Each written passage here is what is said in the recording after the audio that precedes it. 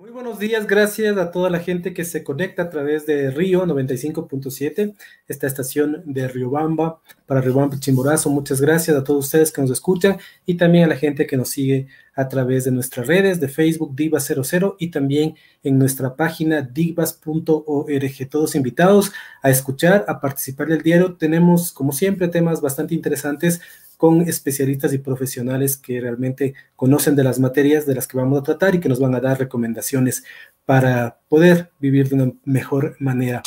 Gracias a todos, que tengan un lindo sábado y ya, nos vamos con la primera entrevista. Por favor, Fabián Santillán, gracias por estar en los controles. La cortina.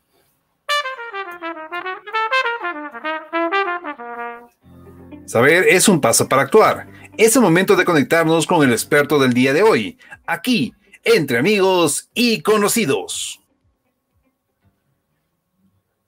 Así es, yo le quiero agradecer al doctor Héctor Ortega, él es médico internista, que nos acompaña el día de hoy. Vamos a hablar un poquito sobre la vida saludable, sobre todo en este marco del COVID en el que estamos viviendo ya desde más de un año. Es muy importante en términos generales estar bien con nuestro organismo, pero mucho más en estos momentos que tenemos que enfrentar estos desafíos de salud. Doctor, buenos días, gracias por estar con nosotros en esta mañana de sábado. ¿Cómo está?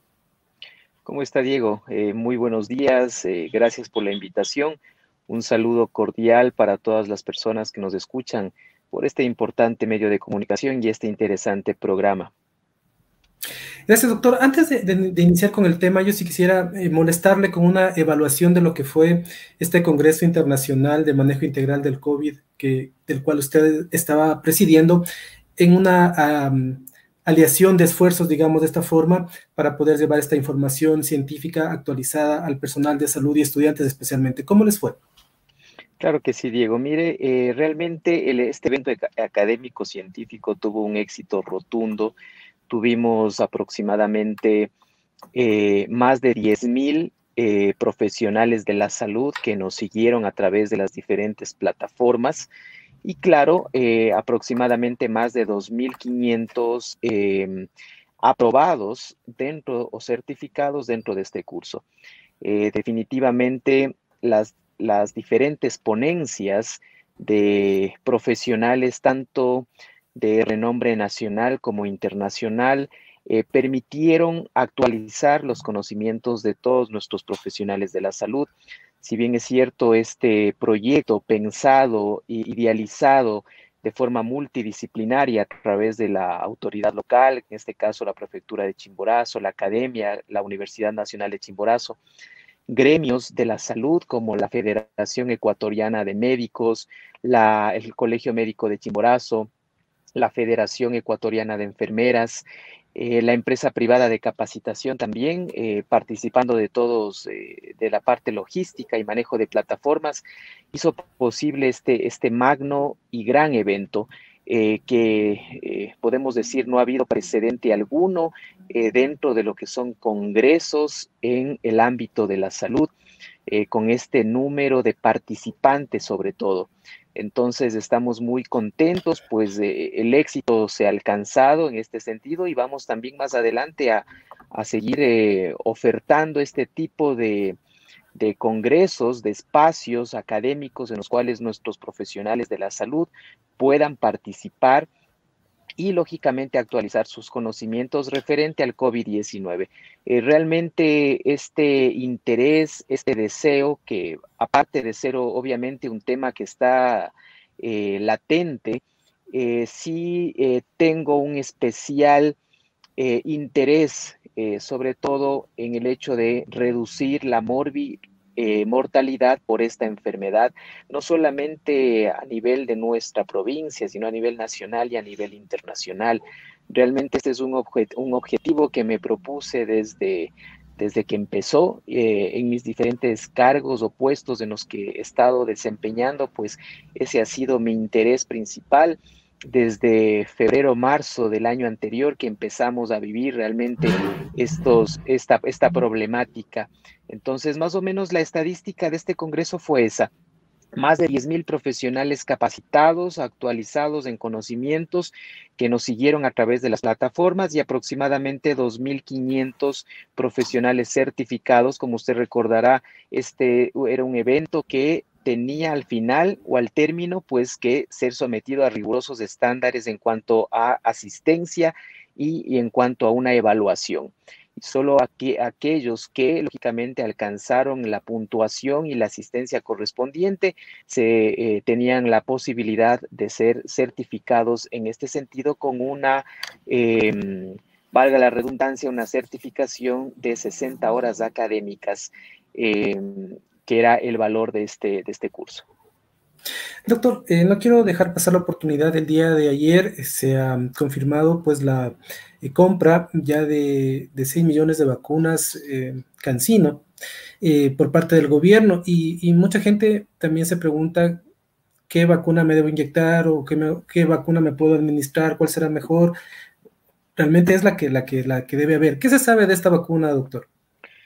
Bueno, es importante entender que todas estas vacunas, estas intervenciones de prevención, previo a ser puestas al servicio de la comunidad, deben pasar rigurosos estándares y sobre todo tener la aprobación de una entidad que se llama la FDA.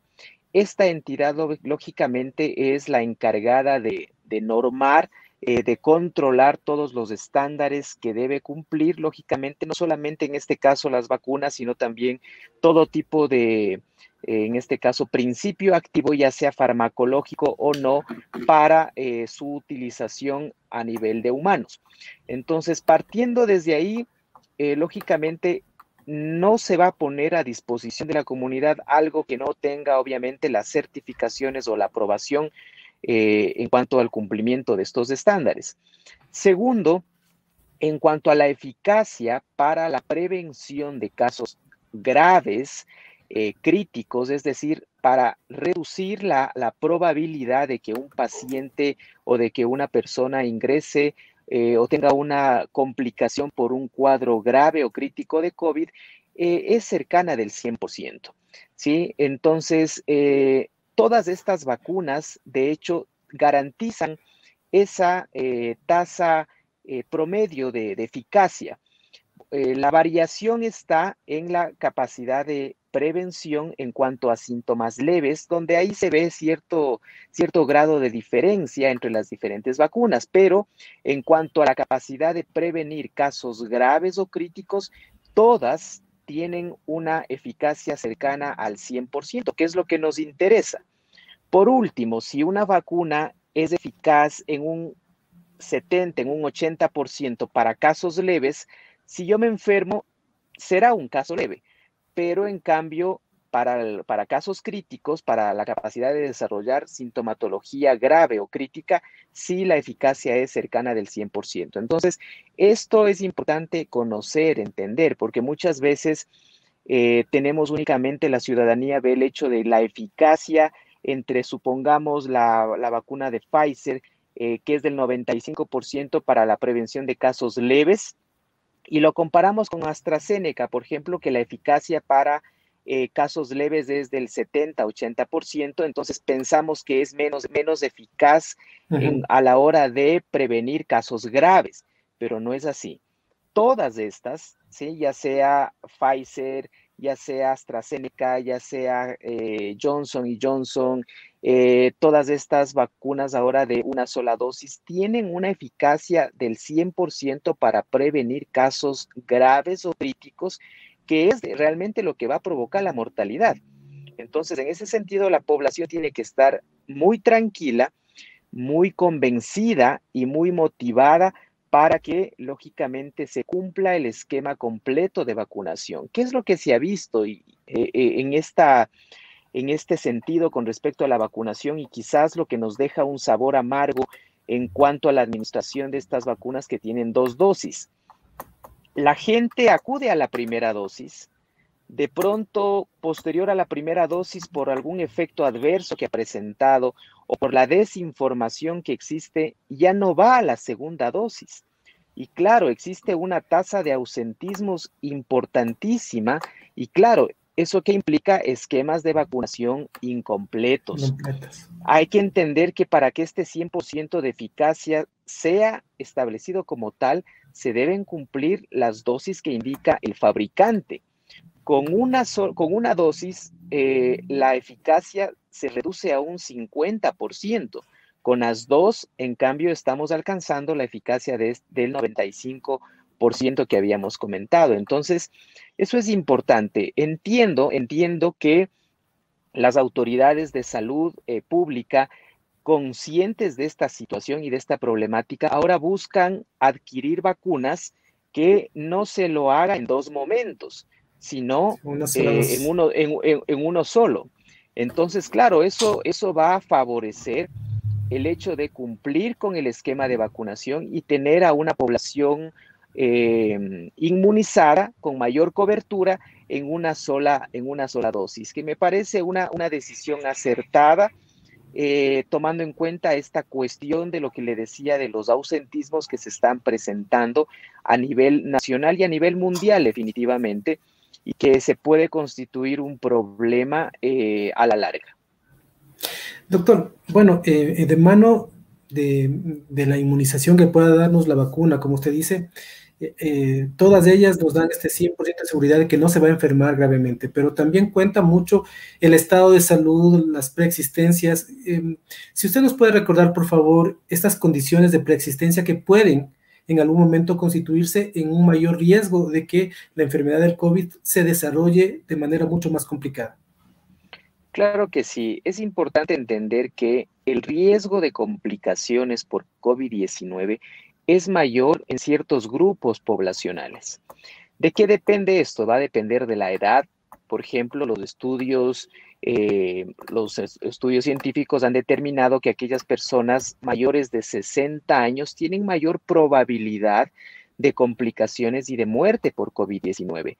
Pero no solamente la edad, sino también la presencia de otras enfermedades crónicas, como por ejemplo la diabetes, la hipertensión, problemas oncológicos, es decir, el cáncer, trastornos pulmonares o cardíacos crónicos.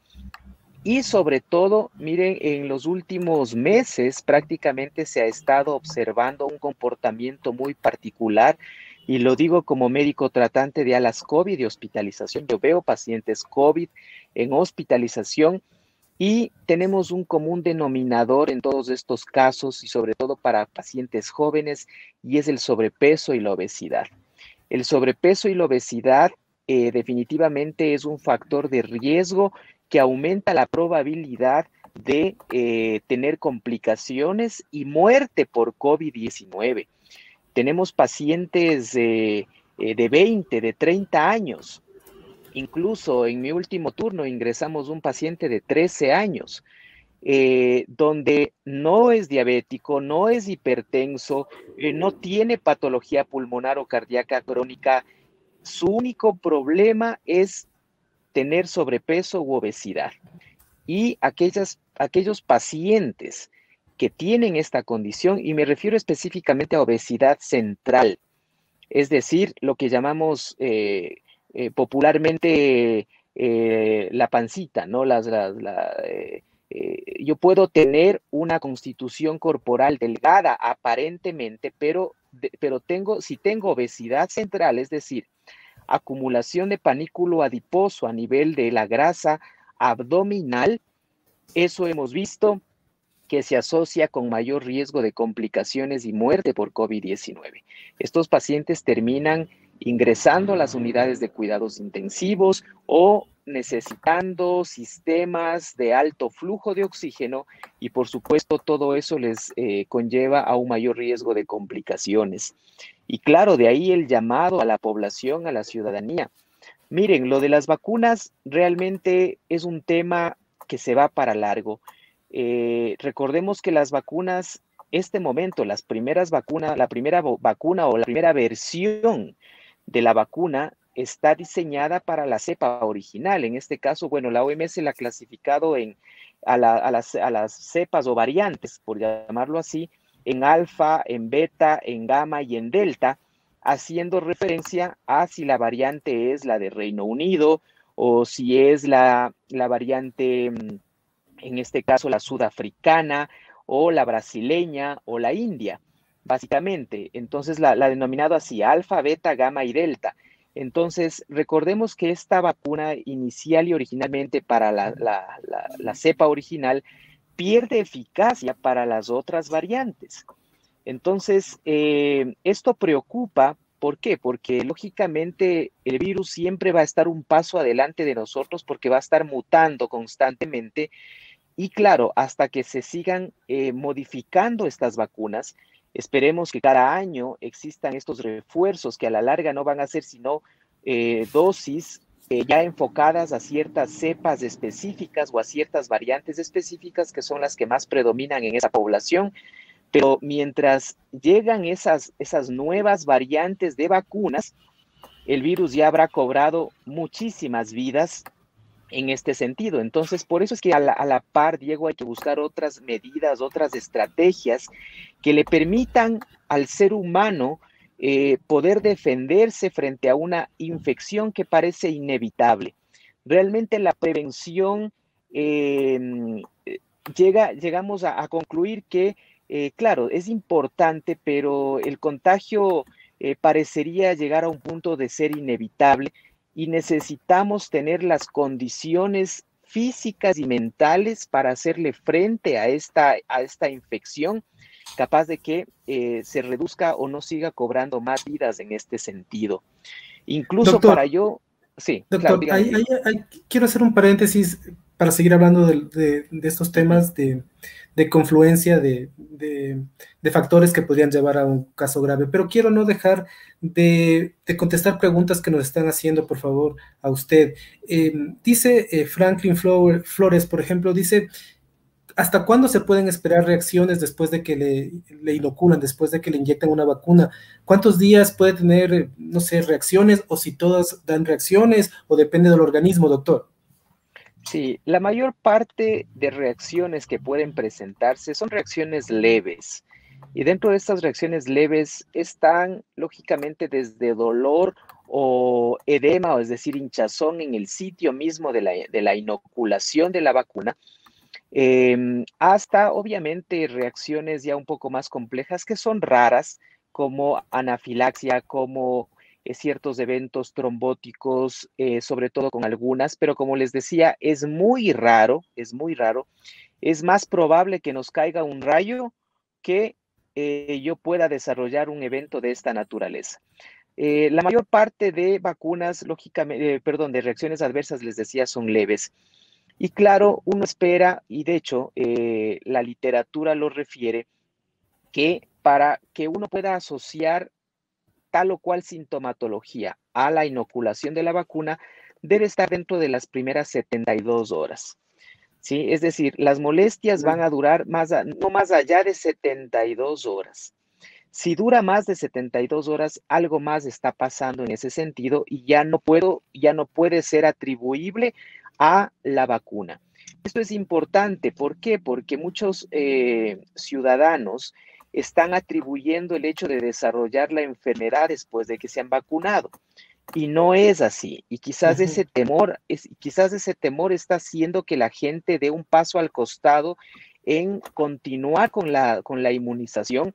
Y déjenme decirle que no es así. Nosotros hemos tenido casos en el hospital donde el paciente refiere así textualmente: me puse la vacuna y después de una semana resulta que se hace una prueba y el hisopado es positivo. Y claro, tiene sintomatología. Lo más probable es que ese paciente, ese ciudadano, cuando ya se fue a vacunar, ya estaba contagiado. Y que los días siguientes simplemente se desarrolló la enfermedad, pero que fue coincidencia, o que fue en este caso, lógicamente, sí, coincidió que también tenía que usar la vacuna. Y claro, lo atribuimos a esa inoculación que desarrolló la enfermedad, pero no es así, no es así. Ninguna de estas vacunas, excepto aquellas vacunas que están diseñadas o su principio es a través de virus atenuados que todavía no tenemos o no se está aplicando en nuestro medio, podría desarrollar la enfermedad, pero con las vacunas que están disponibles no es así. no desarrollan la enfermedad. Entonces, eso hay que entender, que lo más probable es que cuando ya se fueron a vacunar, estaban asintomáticos, pero ya estaban contagiados. Y los días siguientes simplemente lo que hicieron es desarrollar la enfermedad que ya se contagiaron antes de vacunarse. Doctor, también Carlos Martínez Moreno, bueno, nos felicita por el tema, a usted también, y tiene una preocupación básica por la niñez. Hemos escuchado también que posiblemente ya menores de edad también podrían ser sujetos de vacuna, pero la preocupación de Carlos va más allá en el sentido de, dice que esta población está como desatendida, tanto en el tema de vacunas como en la atención psicosocial. ¿Qué hacer en estos casos? ¿Qué políticas deberían implementarse para atender a la niñez también? Que se decía en un momento que el riesgo era menos, pero usted nos cuenta que ya inclusive chicos de 13 años ya están llegando a las consultas. ¿Qué se debería hacer en esta población, doctor? Miren, si algo nos ha enseñado esta primera variante del SARS-CoV-2 es que lógicamente la población, en este caso pediátrica, en comparación con la población adulta o adulta mayor, la probabilidad de que se compliquen por COVID-19 es baja.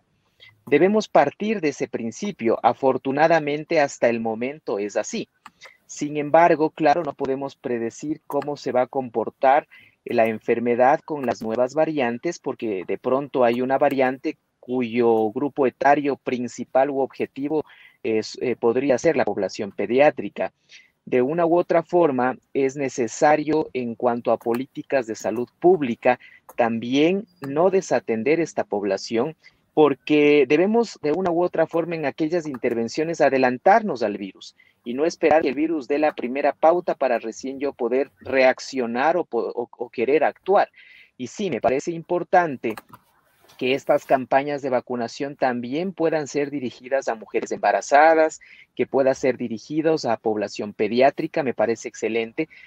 Sin embargo, hay que entender que quizás estas intervenciones lleguen un poco tarde en el contexto de conocer que los estudios o la eficacia o los resultados son más en población adulta y adulta mayor. Entonces, a los investigadores sí les toma tiempo evaluar este tipo de resultados también en otras poblaciones. Ahora sabemos que vamos a extender o se va a extender a nivel mundial también esta cobertura a los niños, pero todo esto es después de un análisis, después de investigaciones que han demostrado la seguridad y la eficacia también en estas poblaciones. Entonces, por eso quizás demora un poco en este sentido, pero definitivamente se debe atender también con la vacunación a la población pediátrica, pero siempre y cuando tengamos luz verde en cuanto a eficacia y en cuanto a seguridad, demostrado por estudios científicos. No podemos lanzarnos por lanzar y lógicamente oponernos o contradecir las indicaciones formales de los fabricantes, por más que nosotros tengamos esa necesidad de cubrir una mayor población, pero debemos hacerlo siempre y cuando respaldados en estudios científicos que nos demuestren que así como es eficaz, también es seguro en estos grupos poblacionales. Doctor, lo que hablábamos, retomemos un poco lo de la vida saludable. Usted hablaba de cuando acumulamos grasa en el estómago, quiero entenderlo así. ¿Qué debemos hacer como para ir disminuyendo esta grasa? Obviamente, en el tema alimenticio, en el tema ejercicio, por favor. Claro. Mire, Diego, es importante esto. Y todos se preguntarán, bueno, ¿y por qué el tener mayor porcentaje de grasa corporal me predispone a tener mayor complicaciones por COVID? ¿Qué tienen las células grasas que de pronto pudieran predisponer a esta persona a aquello? Resulta que sabemos que el virus ingresa a la célula a través de receptores, que son puertas de entrada del virus a la célula. Se ha evidenciado por investigaciones que las células grasas exponen más receptores AC2 a nivel de su superficie. En otras palabras, las células grasas tienen más puertas de entrada para el virus que lo que tendrían otro tipo de células. Si yo tengo más puertas de entrada a una casa, la probabilidad de que ingresen por esas puertas es más alta. ¿sí? No es lo mismo que una célula tenga una puerta o dos puertas de entrada que tenga 10 o que tenga 15 puertas de entrada. Si el virus logra ingresar con mayor facilidad a la célula, eso se traduce en mayor carga viral. Y si hay más carga viral, entonces la sintomatología va a ser mayor y el riesgo de complicaciones y muerte por COVID-19 va a ser mayor. Esa es la explicación por la cual aquellas personas que acumulan mayor porcentaje de grasa corporal tendrían mayor probabilidad de complicaciones y muerte por COVID-19. Mire, y como anécdota, ya que estamos conversando entre amigos y conocidos, yo me enfermé de COVID el año anterior, en el 2020, justo por finales de mayo del año anterior. Yo en ese entonces pesaba 74 kilos. Claro, para unos 62 de estatura, eso es casi obesidad grado 1. Y claro, yo me enfermé, me hospitalicé, estuve hospitalizado, estuve 5 días con oxígeno, o sea, realmente la pasé mal.